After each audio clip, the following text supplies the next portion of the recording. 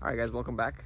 So I'm gonna try and put together these thoughts as best I can for you guys, because that's the process that I undergo in regards to how I make these videos.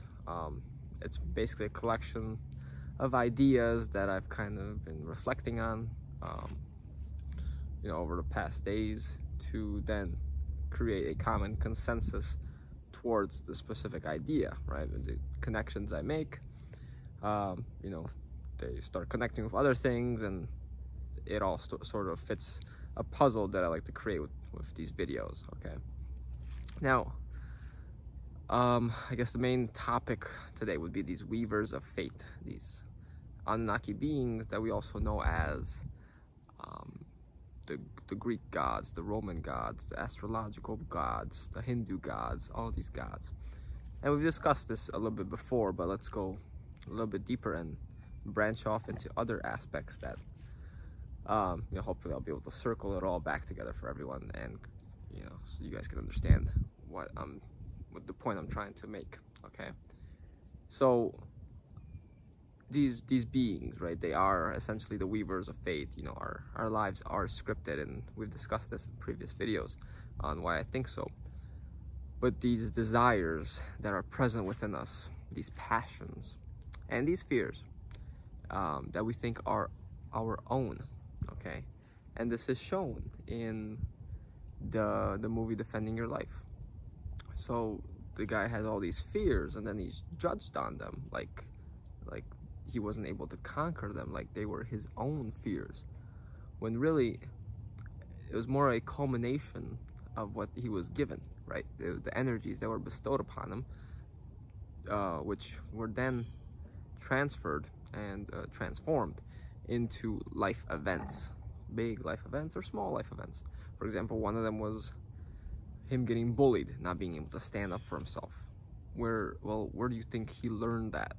Where do you think he was traumatized in that way from, right? These traumas are implanted to us. So we know that aspect of the traumas, of the fears.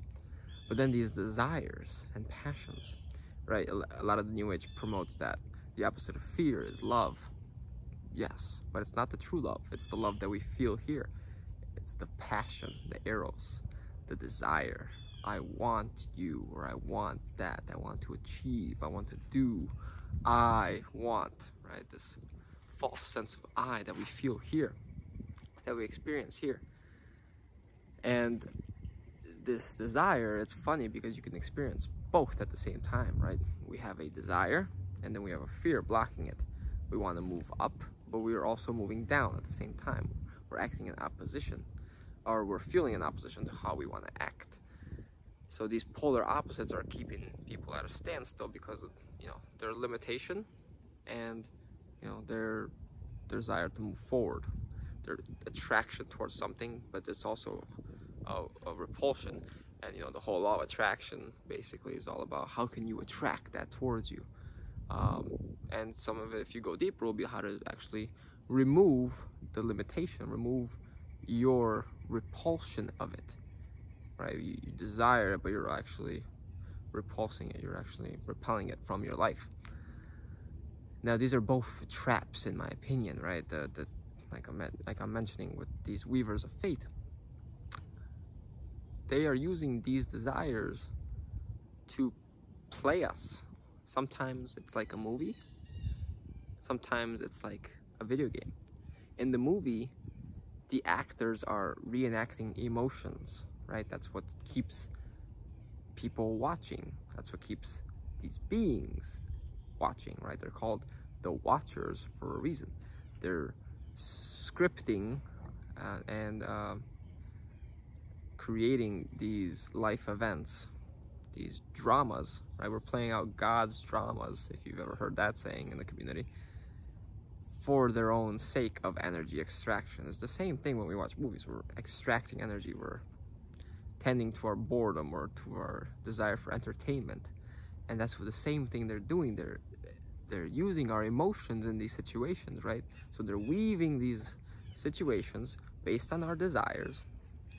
For example, you have the desire to get a really awesome sports car, let's say a Ferrari. Well, you need some money for that, right?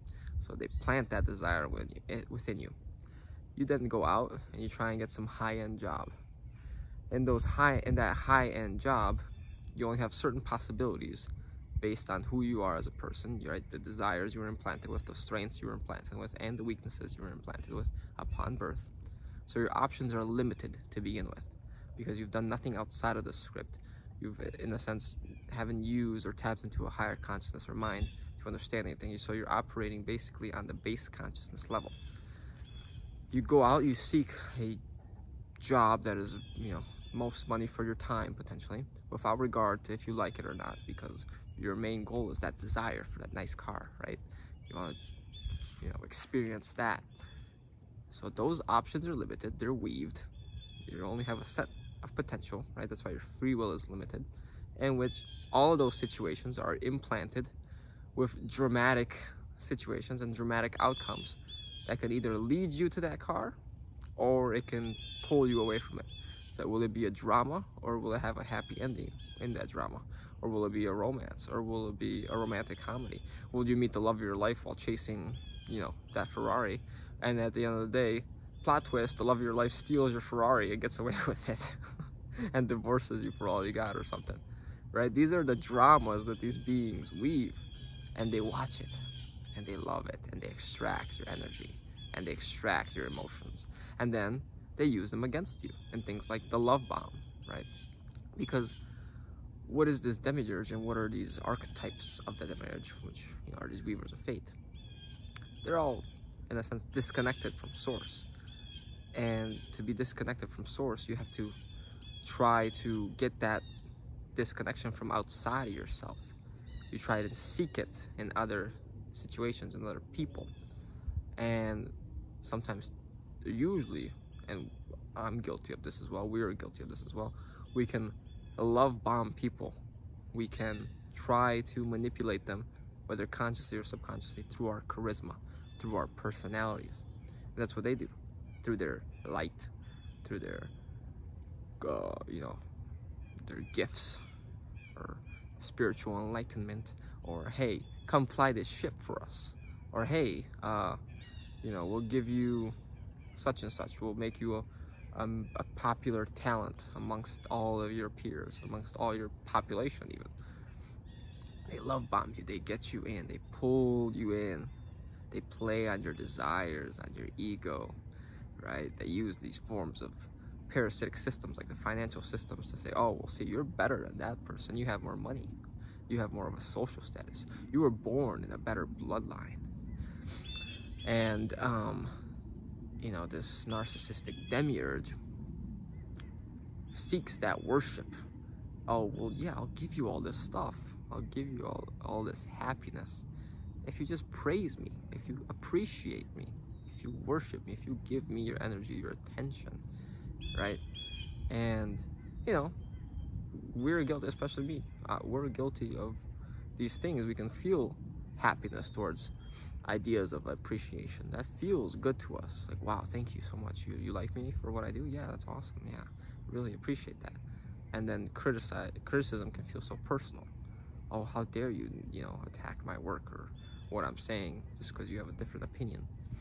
It can really upset us, and that's because we've been given these emotions, been given the mind of this demiurge to experience that same drama that it's playing out, right? And I saw a document I was researching in the CIA, which was portraying this black and white hole system that I've spoken about in my other videos. And that's essentially this duality, right? Black and white, fear and desire, lower and higher frequencies, that is, right? Or beings, or whatever. They trick you that the higher frequency, the white hole, the white light, is better than the lower frequencies. You don't want to go lower, or it may even be reversed, with the black hole on top and the white hole on the bottom, tricking us that really higher is lower instead of higher, potentially, if that makes sense, right? In that black and white hole system, if you actually even cut it off, and I'll try to see if I can implement the image in between the video as I'm talking.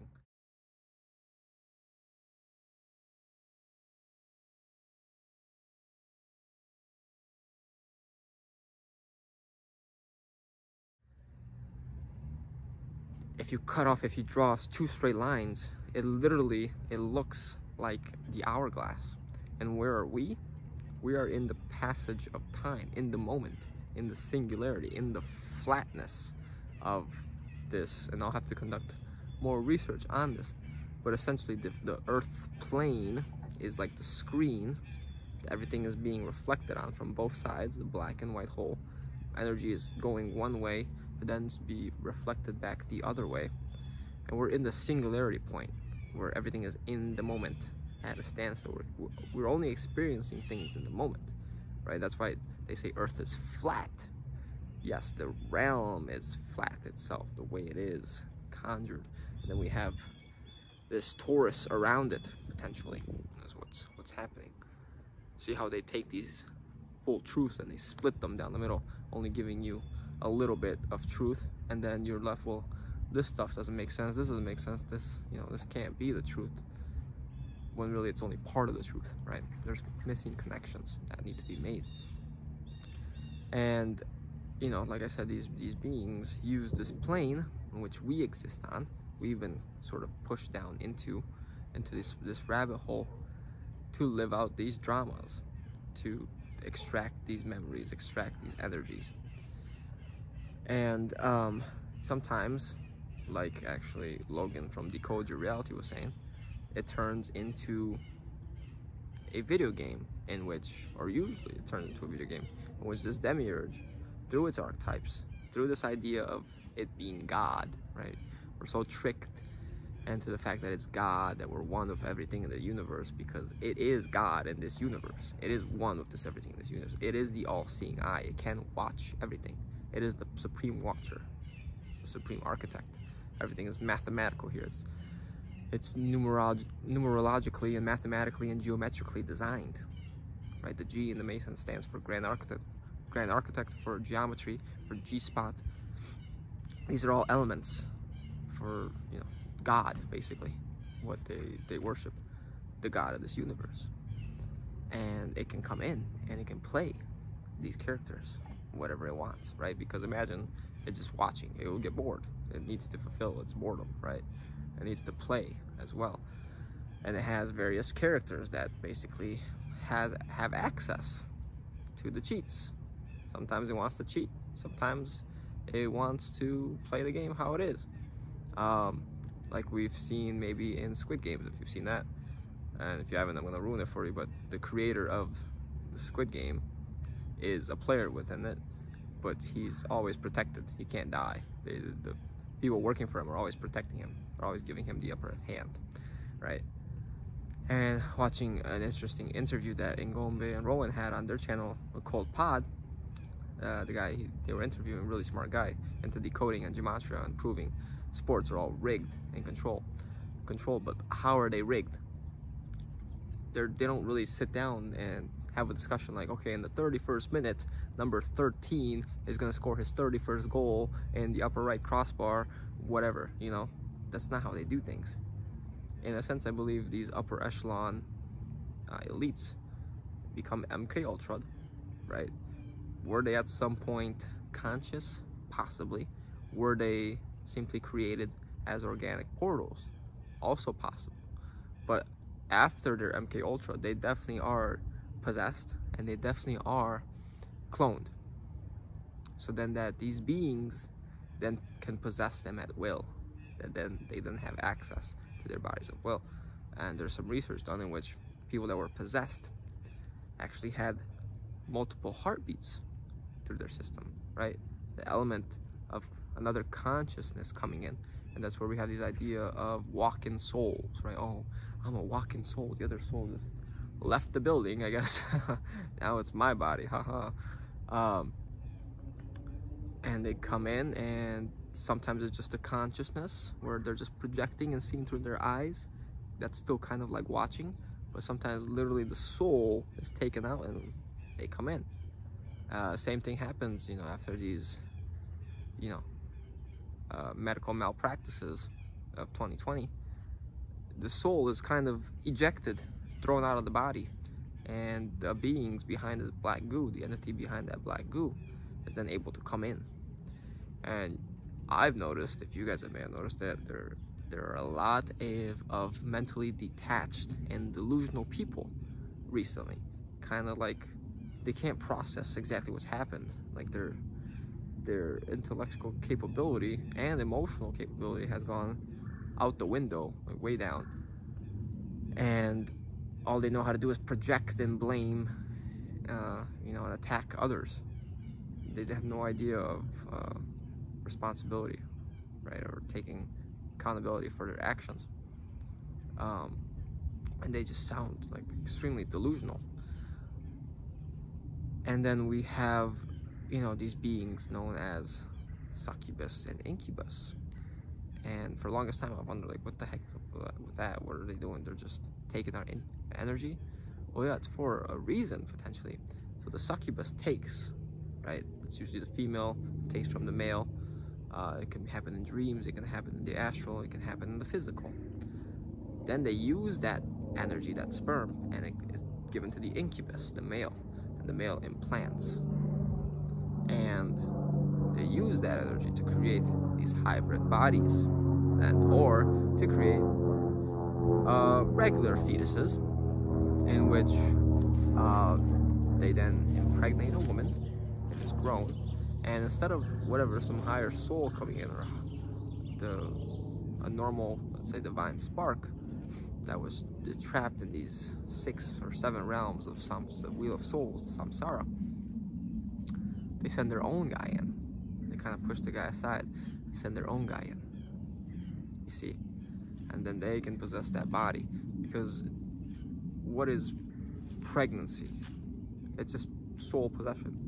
The body would be nothing without a soul coming in and you know, giving it life. So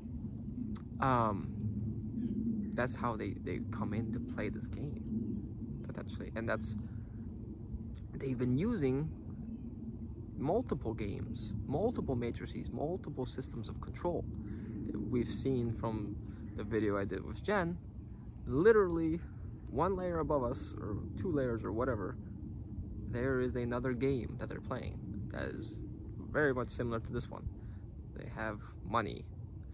You know, you're really good because you did something in that lower plane that made it really good for you, so you're a really good person, so here's more credits, here's more money from your karma. And it's really funny because then I realized I have an app on my phone and it's called Credit Karma to see your credit score. That's like the sync between that, after, you know, watching that, having that interview with Jen, was like mind-blowing. You know, so it's another game that they've created, another system of control. Okay, well, you're so good, you can pass on to the next level, and the next level, and you keep leveling up in this grand game that we've created for you. And, you know, you're not allowed to do your own thing. You can't create outside of the game. No, it's not you. You're not allowed to do that. We have to tell you what to create. We have to tell you how much you can create, and if you're good enough to create, right?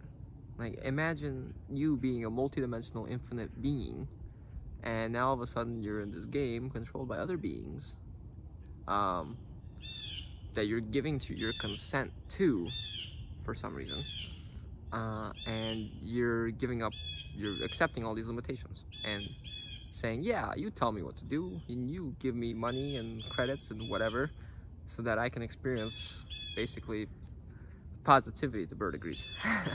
Positivity, or what I want to experience, only when you decided to, right? Again, the black and white hole system. Get out of the black hole into the white hole, and once you get to the highest point of the white hole, the poles reverse, right? The what's it called? What I just mentioned, you know, the time thing. I forgot what it's called. That flips, right? With the sand. Geez, I forgot what it's called. Whatever. Anyways, that flips similar to how, you know, the poles flip. You flip that, boom, the sand flows the other way. All of a sudden, the sand accumulated at the bottom, and you flip it. Now time is flowing backwards, essentially. Is that what's happening? Is that why the astrological cycle is going backwards from Aries to Pisces to Capricorn to Sagittarius. Was it going forwards at one point from Aries to Taurus to Gemini, right? And then they flip it. And what's happening now, like I said before, they're taking this game, creating hybrid bodies for another game, again under their control. They're trying to prolong their time, but essentially this matrix is coming to an end. All of the matrices, not just this one, they're all interconnected. Okay, so yeah, that's basically the idea I was trying to put out, how all of these are connected with each other. And then, you know, your awareness of it all can stop them from using your power to create, can stop them from using these desires against you. Because every time you act on these desires, on these passions, they create another drama. They create more emotions for you to experience. Imagine watching a movie where there were no emotions, everything was just steady, nothing happened. Or playing a game that way. You'd get extremely bored, right? Like, oh, this is the worst movie ever. All of these actors suck, they don't make me feel anything, right? And they would stop watching if you did that. They would stop using you. You wouldn't be a good proponent, right? A beneficial proponent to this matrix, because you're not serving it in any way. You're not giving it energy, right? Yeah, so hope that made sense. A lot of thoughts that I was kind of jumbling in my mind, trying to piece them all together, but some interesting stuff that I've been sort of contemplating lately, and there's more to it. You know, there's more that we'll discover together and that I'll be sharing on this channel. So give this video a like if you enjoyed it. Let me know what you thought in the comments, and subscribe for more relevant content. See you guys next time. Take care.